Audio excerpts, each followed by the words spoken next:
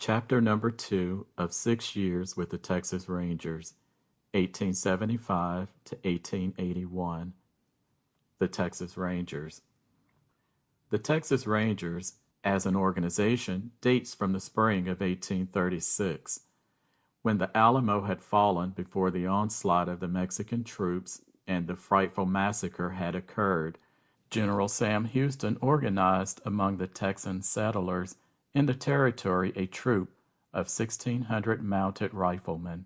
This company, formed for the defense of the Texan borders, was the original Texas Ranger unit, and it is interesting to note that the organization from its very inception to the present moment has never swerved from that purpose, the protection of Texan borders, whether such protection be against the Indian, the bandit, or marauding Mexicans from beyond the Rio Grande. This little troop of Rangers won everlasting laurels in its stand against Santa Anna at the Battle of San Jacinto.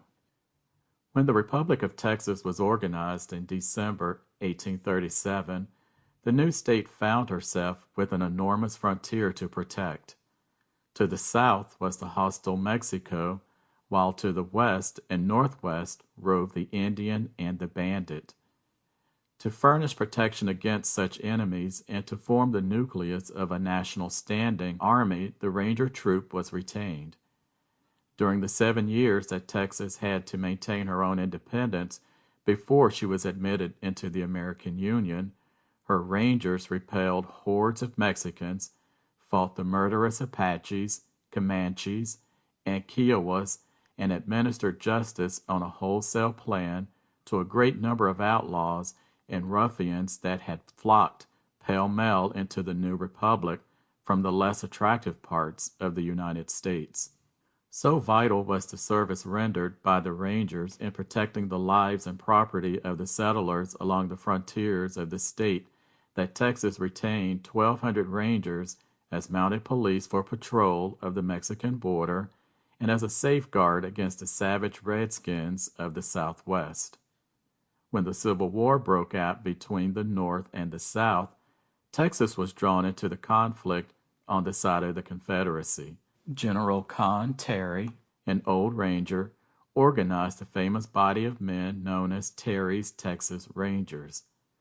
This command was composed almost exclusively of ex-Rangers and frontiersmen. From Bull Run to Appomattox, this Ranger troop rendered gallant service and lost 75% of its original muster roll. General Sherman, in his memoirs, speaks admiringly of the bravery of the Rangers at the Battle of Shiloh. Return to peace and the days of Reconstruction did not do away with the necessity for the service that could only be rendered by the Ranger. Banditry, Indian uprisings and massacres, cattle thievery, all flourished, for the bad man expected the post-war turmoil would protect him from punishment for his misdeeds. He was to be undeceived, for the Rangers effectively taught him that they were in the state for the purpose of protecting lives and property, and right royally did they perform that duty.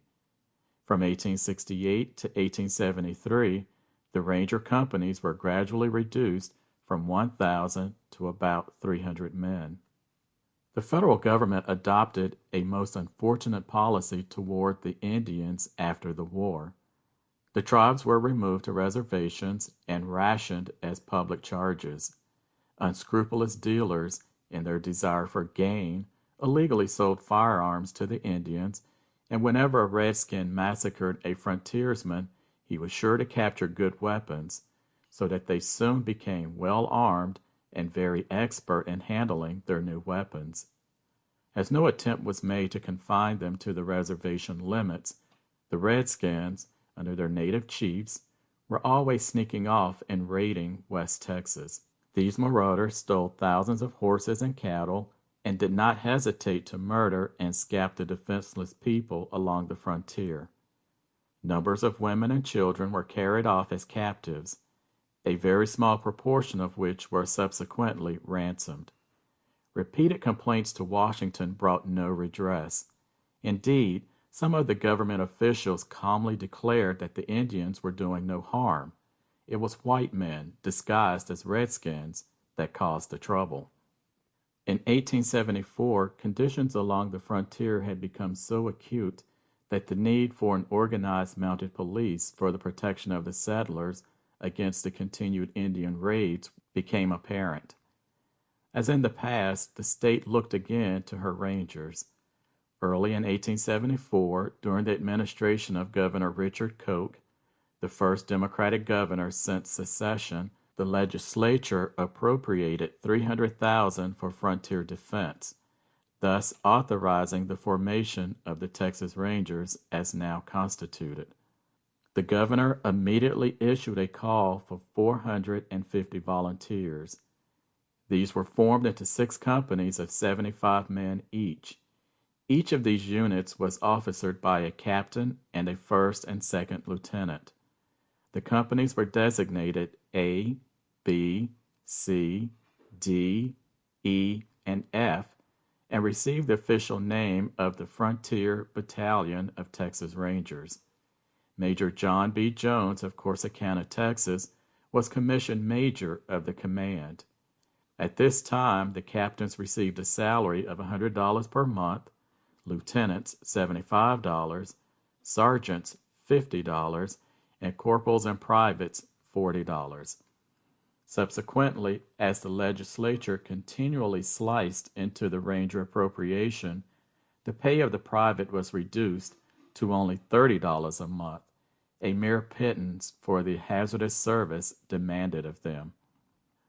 Early in 1874, the force took the field and each company was assigned a definite territory along the frontier. Company A, being the northernmost company, was camped on the main fork of the Brazos River. Company F, the southernmost, was stationed on the Nueces River.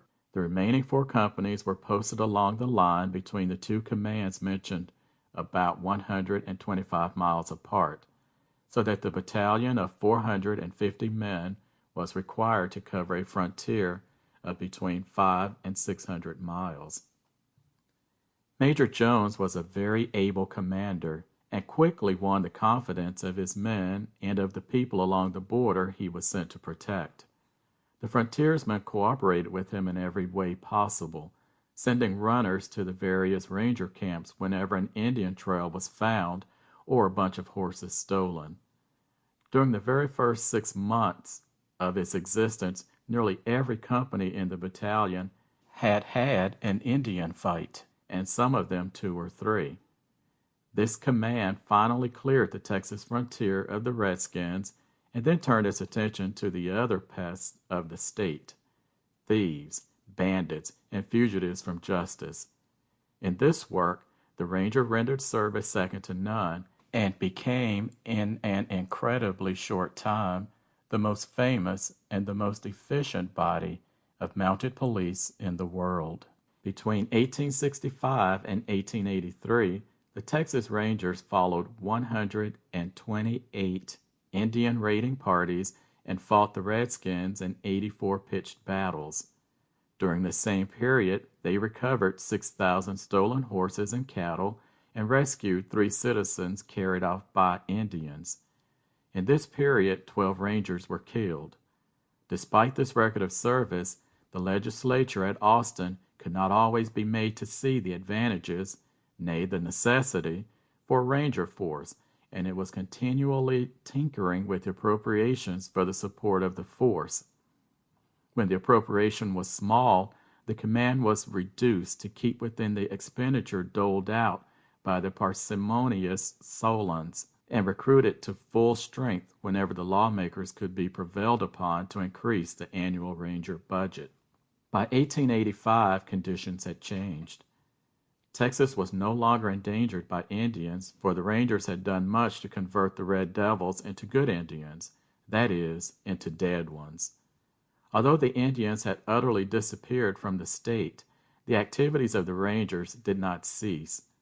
The white bad man, who had stirred up the first Indian troubles, now began to plunder and murder his own race and indulge in every form of lawlessness.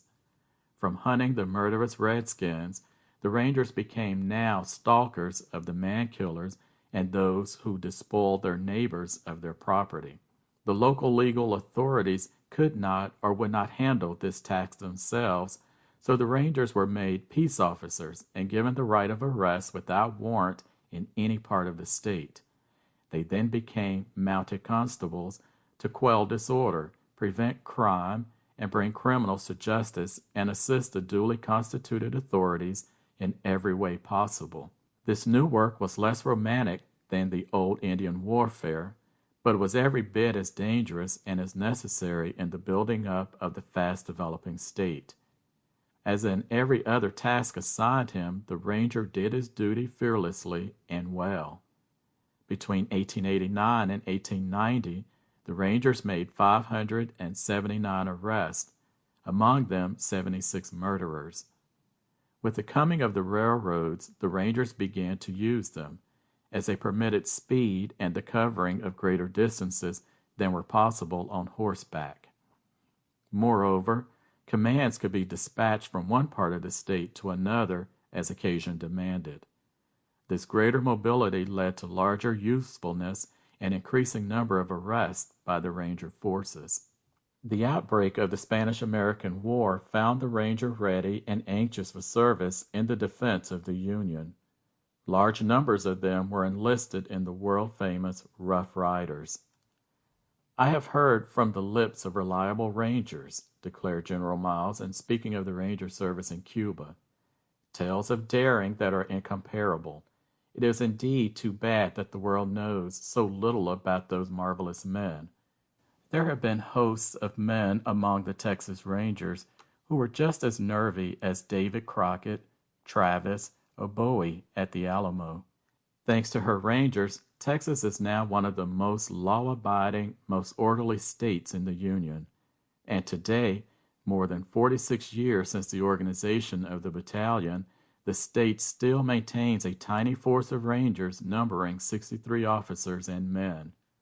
In 1920 through 1921, the battalion was composed of a headquarters company and companies A, C, D, E, and F.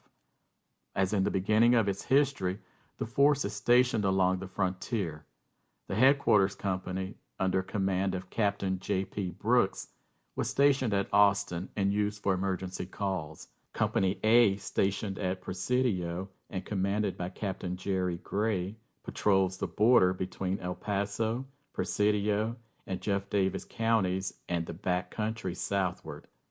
Company E, Captain J.L. Anders, patrols the line of Presidio and Brewster counties to the line of Terrell and Val Verde counties and eastward. Company F, under Captain W. W. Davis, was stationed at Del Rio and covered the line from Terrell and Val Verde counties down the river to the line between Maverick, Dimmitt, and Webb counties and the back country.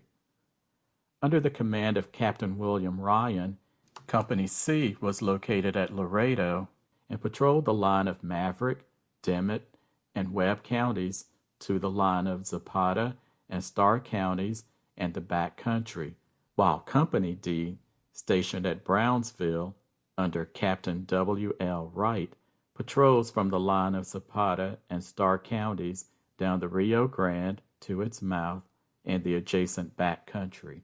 Sketchy as has been this history, it will show a Ranger record of continuous duty throughout the 46 years of his existence in guarding the lives, the liberty, and the property of Texas citizens. And the Ranger has been content to perform his duty unheralded and almost unsung.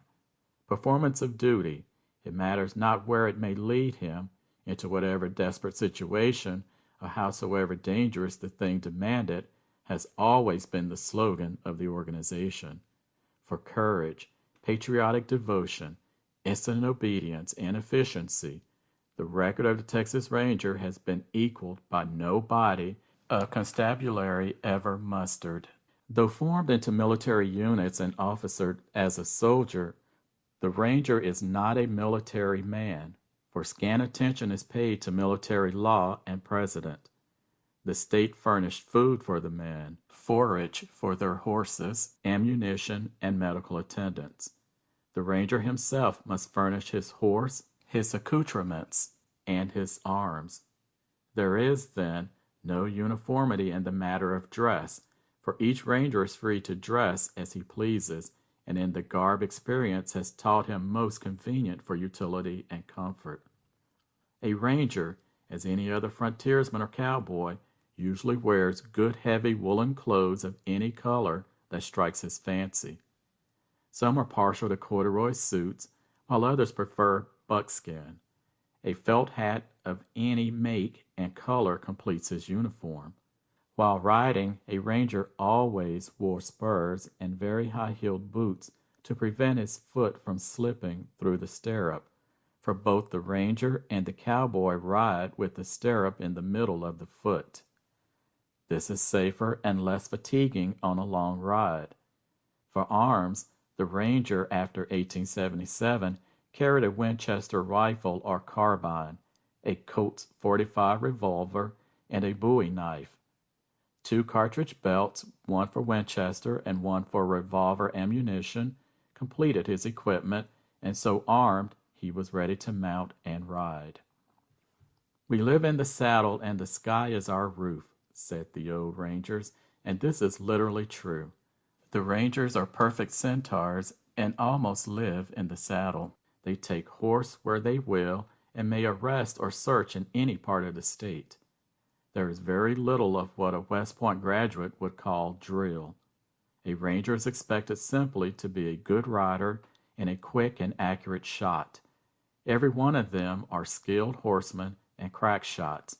No crack cavalryman in any army could mount a horse more quickly or more expertly than a ranger, and he can keep a constant stream of fire pouring from his carbine when his horse is going at top speed and hit the mark 9 times out of 10.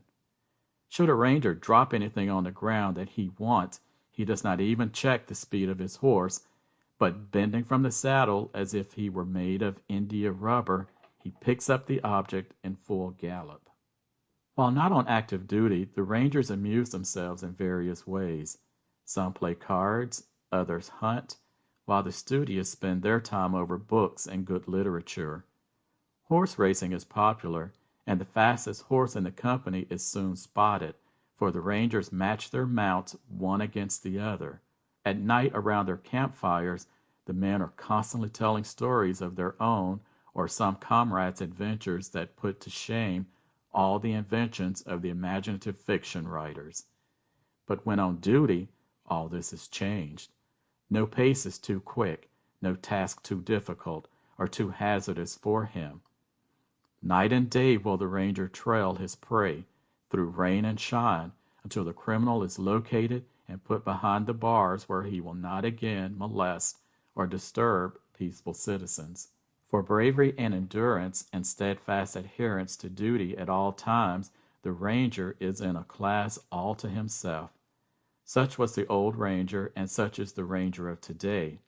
Is it surprising, then, that I was early attracted to the force and wished to join them in their open, joyous, and adventurous life? End of chapter 2.